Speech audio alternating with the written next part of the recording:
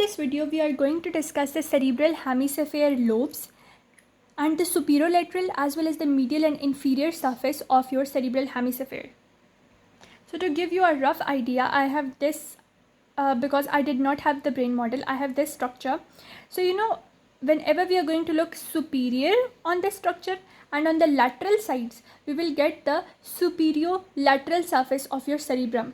Similarly, when we are going to look on this inferior portion, that will be known as the inferior portion of your cerebrum. So superolateral surface, and then this surface underneath this is known as the inferior surface.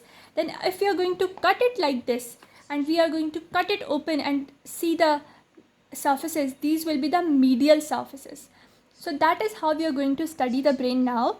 For the superolateral surfaces, we have a lot of fissures which will be associated with the frontal lobe, that is anteriorly, the occipital lobe posteriorly, as well as the parietal lobe, and a little bit of the temporal lobe as well, which will be on a little bit towards the sides. So whenever we look at the diagram of the brain, we are going to orient it. So this is our anterior side over here. This one is the posterior side. This one is the superior side, and this one is the inferior side. Now we are looking at the superolateral surface. I told you this was the central sulcus, and central sulcus was a separation between the frontal lobe and the parietal lobe. Now just anterior to the central sulcus, we have another sulcus which is known as the precentral sulcus. Because it is anterior to it, it is coming before it, so it is precentral sulcus. Then there are another two sulci. One is this superior frontal sulcus and another one is this inferior frontal sulcus. Now if I place my pencils over here, 1 minute, like this. So anything that is between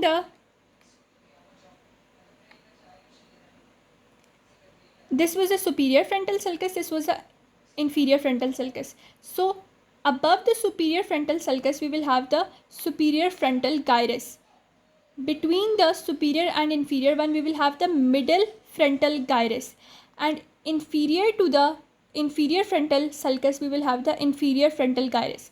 So superior frontal sulcus, inferior frontal sulcus. For the gyrus, superior frontal gyrus, middle frontal gyrus, and inferior frontal gyrus. And if we draw the slit like this, so this one is the central sulcus, and this one, this black one, is the precentral sulcus. So the region between them is known as the precentral gyrus. So we come to know that in the frontal lobe there are 1, 2, and 3 sulci, and 1, 2, 3, and 4 gyri. So similarly in this diagram as well, we are going to orient the brain. This is the anterior portion, this is the posterior portion. How we orient it? Because on the anterior portion we will always have the frontal lobe. On the posterior portion we will always have the occipital lobe. Now this region that is just behind the central sulcus, it is known as the parietal lobe. That is shown in yellow. And now you can see that it has two sulcus now. One sulcus is this one sulcus. Since it is just posterior to the central sulcus, this sulcus will be known as the post-central sulcus. Similarly, we have this sulcus. This is known as the intraparietal sulcus. So two sulcuses are there. One is post-central, other is the intraparietal. Now the region that is between the post-central sulcus, between the central sulcus and the post-central sulcus, the region between them, this is known as the post-central gyrus. And now the region that is between that is superior to the intraparietal lobe, it will be superior parietal lobule. And similarly, the region that is inferior to this intraparietal sulcus will be inferior parietal lobule. Superior parietal, inferior parietal. And the region between the the central and the post-central sulcus is post-central gyrus. Now we come to the superolateral surface of the temporal lobe. So this is the temporal lobe, as you know, and similarly we are going to orient the brain. This is anterior portion, this is posterior portion, inferior and superior portion. Now the region, this first sulcus is the lateral sulcus. So this sulcus is the lateral sulcus. Now when we come to the temporal lobe, we have two sulci over here. One is the superior sulcus and other one is the inferior temporal sulcus. Now if we place the brain like this, we have this first sulcus, the lateral sulcus, the middle one, this is known as the superior temporal, this one is the inferior temporal, and you know, superior to this sulcus will have the gyrus, which is known as the superior temporal gyrus. Then between them is the middle temporal gyrus, and inferior to this is the inferior temporal gyrus. Lateral sulcus, superior temporal sulcus and inferior temporal sulcus. Superior temporal gyrus, middle temporal gyrus and inferior temporal gyrus. Lateral sulcus, superior temporal sulcus, inferior temporal sulcus. Superior temporal gyrus, middle temporal gyrus, inferior temporal gyrus. Now if we cut the brain in the middle region, that is at the level of the longitudinal fissure, then we have this region and we can see the corpus callosum, and this is one of the cerebral hemispheres, and it's the medial side of one of the cerebral hemispheres. Now we are going to discuss the sulci and the gyri which are located on this structure.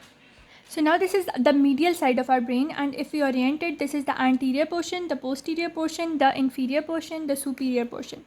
Now you know that because this is the medial portion, you can see the corpus callosum very easily, and just above the corpus callosum we have the callosal sulcus. Then we have this sulcus again, which is labeled in blue color. This is known as the cingulate sulcus.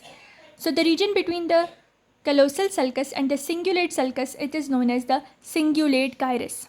Similarly, this cingulate sulcus will now move posteriorly and it will become the marginal sulcus. And the region between the marginal sulcus and the parieto-occipital sulcus, it is known as the precuneus. Similarly, the region between this orange, that is the parieto-occipital sulcus, and this calcarine sulcus, this region is known as the cuneus. Now we have this region that we need to know. On the posterior side, it is bounded by the cingulate sulcus, which is moving superiorly, that is known as the marginal sulcus. So posteriorly it is bounded by the marginal sulcus, anteriorly it is bounded by the paracentral sulcus. So this orange colored object, this is the paracentral lobule. And in the paracentral lobule, we can see the central sulcus. So anything that is anterior to the central sulcus will be precentral, and anything that is posterior to the central sulcus will be postcentral. So you can say that it has a little bit portion of the precentral gyrus as well as a little bit portion of the postcentral gyrus. So that is why it is known as paracentral lobule. And it is guided posteriorly, it has the marginal sulcus, which is a part of the cingulate sulcus. Anteriorly, it has the paracentral sulcus. So we are now done with the medial surface and its sulci and gyri. Now we will move to the inferior sulcus. Now when we look at this diagram, similarly we are going to orient it anterior, posterior, inferior and superior. So now we have a little bit tilted side. For example, if this was our apparatus, so we are looking at a little bit like this, so we can have a little bit view of the inferior surface as well. So we can see this calcarine sulcus, and there will be a sulcus below, and this one is known as the collateral sulcus. So between the calcarine sulcus and the collateral sulcus, we have the lingual gyrus. So now if we look at the inferior view of the brain, you can see this is the calcarine sulcus and this is the collateral sulcus. So the region between the calcarine and the collateral sulcus, this region will be the lingual gyrus. So it is associated with, you can say, sensations related to speech because it is lingual gyrus. So now just a little bit anterior to this lingual gyrus, we have another gyrus which is known as the parahippocampal gyrus. And when this parahippocampal gyrus moves superiorly, it forms a hood-like appearance which is known as the uncus. Now this is a master diagram to understand the sulci and gyri on the inferior side. Now you know this is the frontal lobe. Okay, so just below the frontal lobe we have the olfactory bulb, the olfactory tract, and then it goes to the anterior area of Then olfactory tract divides into a lateral and a medial part, and the medial part connects with the other olfactory bulb of the other half. Now this is the anterior perforated substance. Now just medial to the olfactory bulb and the tract we have this sulcus. Because it is very straight, so it is known as the gyrus rectus. Similarly, on the lateral side we have the orbital sulcus and the orbital gyrus, etc. Now as I told you that between the calcarine sulcus and this collateral sulcus there will be a region which is known as the lingual gyrus. Then I told you just anterior to the lingual gyrus we will have this region that is known as the parahippocampal gyrus, and then it will form a bulge-like structure which is known as the uncus. Now on the lateral side of the uncus we have another type of sulcus which is known as the rhinal sulcus. So this one is the rhinal sulcus, this one is the collateral sulcus, and this one is the calcarine sulcus, and this is the lingual gyrus between the calcarine and the collateral sulcus. Then between the, you can say, the rhinal sulcus we have the uncus. Just anterior to the lingual gyrus we have the parahippocampal gyrus. Now we have another type of sulcus. This is known as the occipitotemporal sulcus. Because it is extending from the occipital lobe to the temporal lobe, so it will be the occipitotemporal sulcus, and this is this much long sulcus. Now this region medial to the occipitotemporal sulcus will be the medial occipitotemporal gyrus, and it is bounded medially above by the rhinal sulcus and medially below by the collateral sulcus. So this is the medial occipitotemporal gyrus. Now this region lateral to the occipitotemporal sulcus is known as the occipitotemporal gyrus, and when we look from the above side we can see that it is a continuation of the inferior temporal gyrus. Now I will make these diagrams to have a better understanding. So first of all, this is our frontal lobe, then the parietal, then the occipital, and then the temporal lobe. Now this sulcus, this is known as the lateral sulcus, and you know the lateral sulcus is going to separate the frontal and the parietal lobe from the temporal lobe. Now this one is the central sulcus, and central is going to separate the frontal from the parietal lobe. Then we will have another sulcus. These two sulcus are on the lateral surface. Now anterior to the central sulcus we will have another sulcus which is known as the precentral sulcus. Then we will have another sulcus like this, superior frontal sulcus and inferior frontal sulcus. On the posterior side we will have a post-central sulcus, and then we will have another sulcus which will be the intraparietal sulcus. All of these are on the lateral surface. Similarly, in the temporal lobe we will have a superior temporal sulcus and an inferior temporal sulcus. So now the region between the central sulcus and this precentral sulcus, it is known as the precentral gyrus. Now the region between the superior frontal sulcus, the region above it, it is known as superior frontal gyrus. Between them, middle frontal gyrus. Inferior to the inferior frontal sulcus is the inferior frontal gyrus.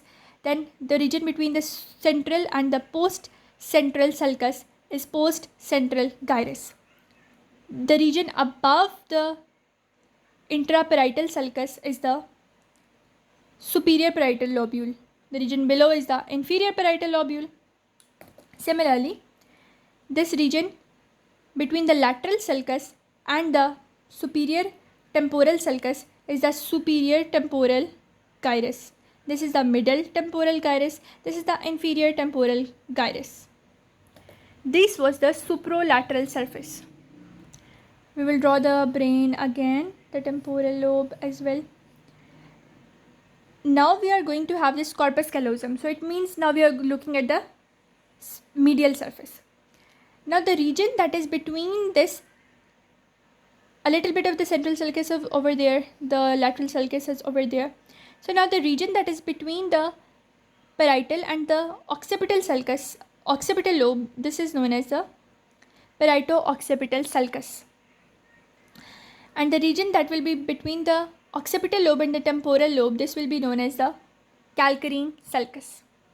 So we have these sulcus, and so occipital lobe is superiorly bounded by the parieto-occipital, inferiorly by the calcarine sulcus. So now I made the corpus callosum, and this region of the corpus callosum is known as the callosal sulcus, and superior to it we will have another sulcus which is known as the cingulate sulcus. Now cingulate sulcus is going to go above and it is going to form this marginal sulcus. So this is marginal, this is cingulate. So between the cingulate sulcus and the corpus callosal sulcus is the cingulate gyrus. Now the region that is between the marginal sulcus and the paracentral sulcus, it will be known as the paracentral lobule. Now the region that will be between the marginal sinus, a marginal sulcus, and the parieto-occipital sulcus, it will be known as the precuneus. And the region that will be between the parieto-occipital lobe, parieto-occipital sulcus and the calcarine sulcus, it will be known as the cuneus. When we are looking at the supralateral surface, it is the occipital lobe. But when we look at the medial surface, sulcus or surface, we come to know that this is known as the cuneus. Okay. Now if we look at the inferior surface, I'm going to divide it into a frontal lobe. So this is the frontal lobe, and frontal lobe is always having these olfactory bulb with the olfactory tract, and region that will be between the olfactory bulb and the medial side, it will be known as the rectus gyrus. And the region that will be lateral to it, it will have a sulcus which will be known as the orbital sulcus, and there will be another gyrus which will be known as the orbital gyrus. Similarly, now when we go posteriorly, we find another sulcus in the midline. This is known as the occipitotemporal sulcus. And anything that will be lateral to it, it will be known as the occipitotemporal gyrus. But the thing that will be medial to it, it will be known as the medial temporal gyrus or medial occipitotemporal gyrus. Now this medial occipitotemporal gyrus is further bounded medially by the rhinal sulcus and inferiorly by the collateral sulcus. Now this collateral sulcus, and here is the calcarine sulcus, So the region between the calcarine sulcus and the collateral sulcus, it is known as the lingual gyrus. Now the region that will be anterior to this lingual gyrus till the level of the rhinal sulcus, it will be known as the parahippocampal gyrus. And the region that is going to project like this, it will be known as the uncus. So now we are done with everything related to the main as well as the superolateral surface, the inferior surface, and the medial surface, sulci and gyri. I hope you understood each and everything. If you cannot understand or if you have any type of query, you can ask me in the comment section and I will surely make a video on it. Till then, meet you in the next video.